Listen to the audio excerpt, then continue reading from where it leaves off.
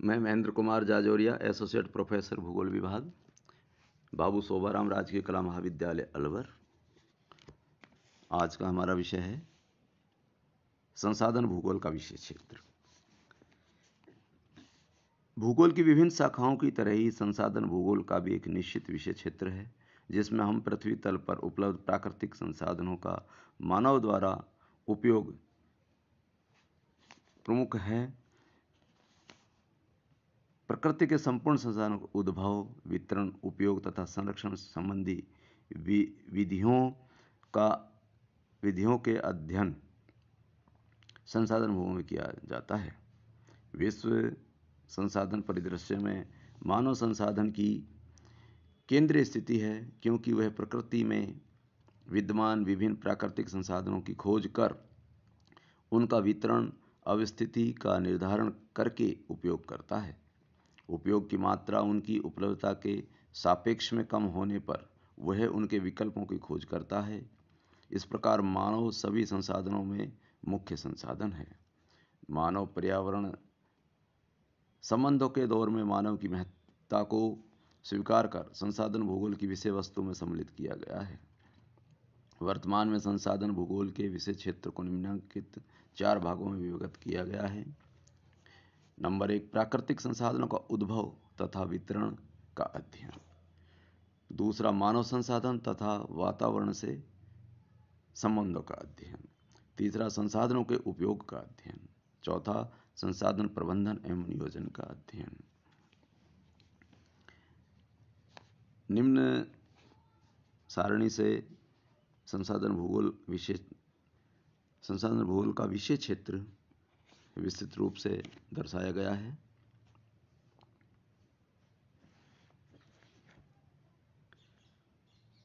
Number 1, प्राकृतिक संसाधनों का उद्भव तथा वितरण। संसाधन भूगोल की प्रारंभिक विषय वस्तु में संसाधनों की उत्पत्ति तथा वितरण को सम्मिलित किया गया था। इनकी उत्पत्ति की संपूर्ण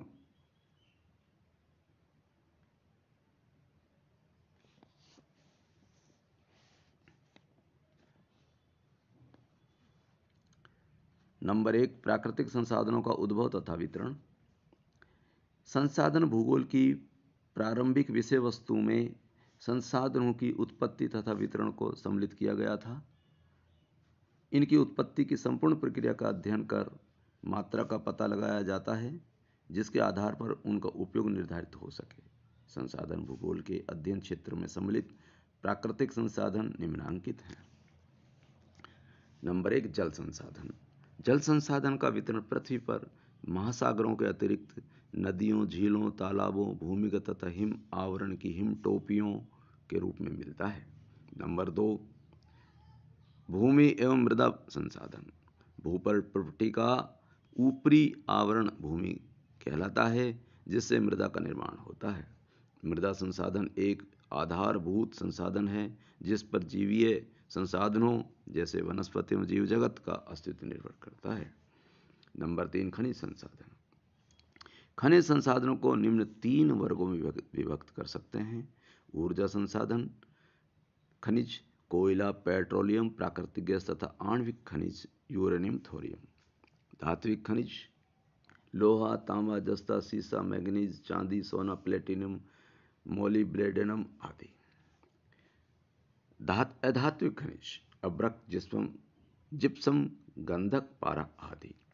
नंबर 4, जीवीय संसाधन।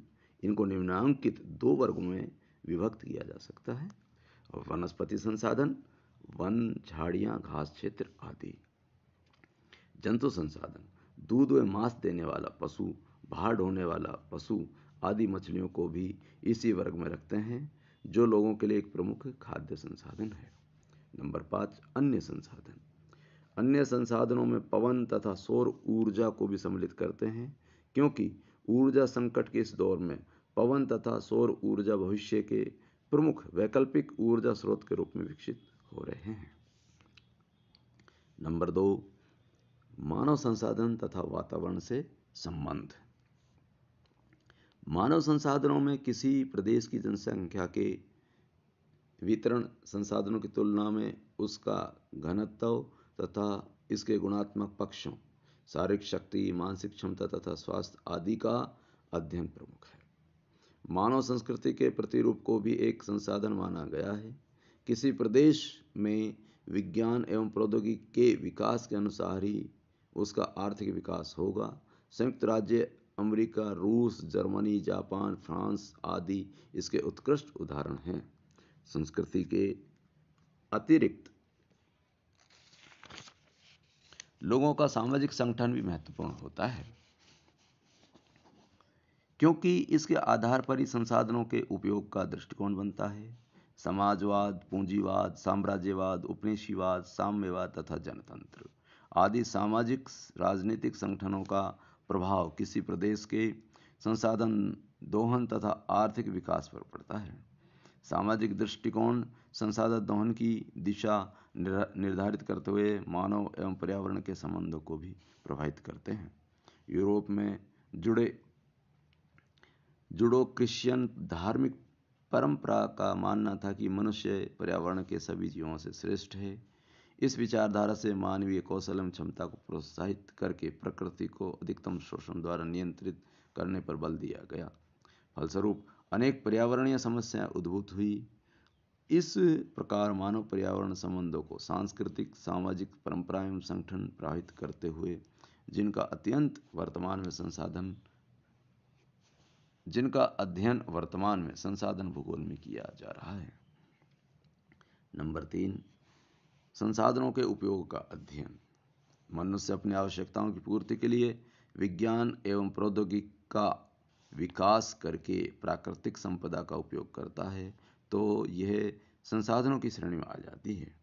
जहाँ विपुल प्राकृतिक संपदा उपलब्ध है लेकिन वहाँ मनुष्य किसी प्रकार की आर्थिक क्रियाएं नहीं करता है, तो उसे संसाधनों की श्रेणी में सम्मिलित किया जा सकता है। मानव द्वारा उपयोग किए जा रहे संसाधनों का अध्ययन संसाधन भूगोल की मूल विषय वस्तु बन गई है। ये संसाधन निम्नांकित हैं। नंबर 1, जल।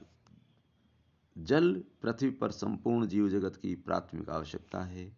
पृथ्वी पर उपलब्ध जल का केवल लगभग 2% जल ही मानवीय उपयोग योग्य है। शेष लवणीय जब महासागरों में पड़ा है तथा कुछ भाग स्थायी हिम के रूप में अंटार्कटिका तथा ग्रीनलैंड जैसे हिम चादर के रूप में स्थित है। जल का उपयोग घरेलू कार्यों, कृषि फसलों को सिंचित करने में, पशुओं के लिए जल विद्युत उत्पादन, उद्योगों में औद्योगिक अपशिष्ट के निस्तारण में, मत्स्य पालन तथा नौ परिवहन आदि में किया जाता है। नंबर 3, भूमि एवं मृदा। भूमि एवं मृदा संसाधन मानव की विभिन्न आवश्यकताओं की पूर्ति करता है, क्योंकि कृषि, पशुपालन, व्यापार तथा परिवहन आदि इन्हीं संसाधनों द्वारा संभव है। मानव की खाद्य आपूर्ति प्रत्यक्ष शाकाहारी भोजन एवं अप्रत्यक्ष मांस प्रदान करने वाले जानवर वनस्पति पर निर्भर करते हैं।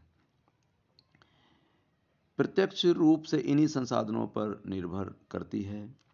मनुष्य ने भूमि संसाधन का विकास करके कृषि विविधता एवं उत्पादकता में वृद्धि की है।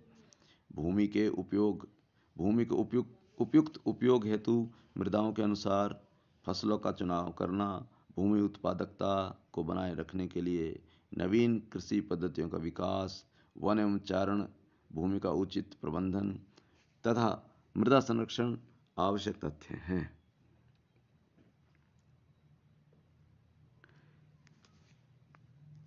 वनस्पति में वन, घास स्थल, झाड़ियाँ, तृण तथा लाइकेन आदि को सम्मिलित करते हैं। इनसे मानव को कंदमूल, फल आदि भोज्य पदार्थ, इमारती लकड़ी, औद्योगिक कच्चे माल आदि प्राप्त करता है। वनस्पति क्षेत्रों के रूप में पशुओं के लिए घास स्थल उपलब्ध होते हैं। इस प्रकार वनस्पति मानव तथा पशुओं दोनों के लिए विविध रूपों में उपयोगी है।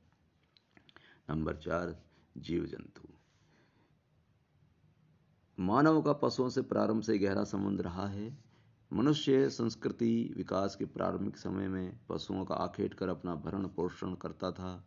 सांस्कृतिक विकास के साथ मानव तथा जीव जंतुओं के मध्य संबंधों का स्वरूप बदला, जिसके अंतर्गत मानव ने पशुओं का शिकार करने के बजाय उनको पालतू बनाने लगा। जिससे दूध, मांस आदि खाद्य पदार्थ प्राप्त होने लगे। वर्तमान में मछली उत्पादन से भी बड़ी मात्रा में खाद्य आपूर्ति हो रही है। पशुओं से खाद्य वस्तुओं के अतिरिक्त अनेक औद्योगिक कच्चे माल, रेशे, खालें, सींग व हड्डियां प्राप्त हो रहे हैं। कृषि कार्यों में भार सहयोग के अतिरिक्त पशुओं का उपयोग सुरक्षा, सौंदर्य तथा मनोरंजन में भी होता है। नंबर 5, खनिज। पृथ्वी पर विद्यमान खनिज संपदा वर्तमान विकास का मूल आधार रही है। सभ्यता एवं संस्कृति के विकास में प्राचीन काल से भी इनका उपयोग होता आया है, लेकिन आधुनिक युग में ऊर्जा, खनिज संसाधनों तथा धात्विक या धात्विक खनिज संसाधनों के उपयोग के बिना विकास की कल्पना नहीं की जा सकती है। नंबर 6, पवन और सौर ऊर्जा। पवन और सौर ऊर्जा वर्तमान युग में ऊर्जा के महत्वपूर्ण एवं दीर्घकालिक उपयोग योग्य संसाधन माने गए हैं।